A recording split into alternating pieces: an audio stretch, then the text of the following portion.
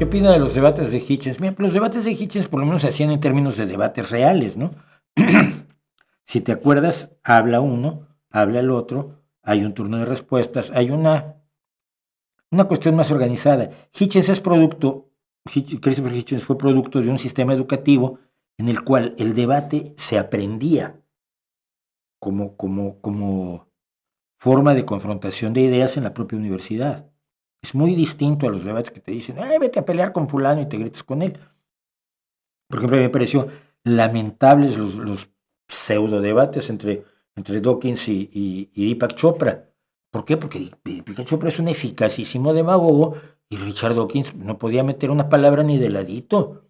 Y de pronto que le soltaba unos rollos extraordinarios y la cuántica con la mecánica, porque el espíritu, porque el sol y el hidrógeno. Y Richard Dawkins miraba a Deepak Chopra y me decía, pues, si me pongo a responder a cada una de las barbaridades que dijiste, necesito 6 meses. Es por la ley de Brandolini, que para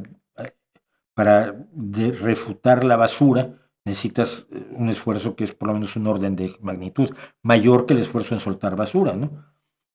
Pero uno que yo recuerdo en concreto, donde Hitchens y Stephen Fry se enfrentaron a un obispo y a otra persona, creo que de la iglesia anglicana, son brillantes porque se mantienen dentro de los muy, muy, muy limitados espacios del debate formal. Si mal no recuerdo, el que usaron el sistema de Oxford.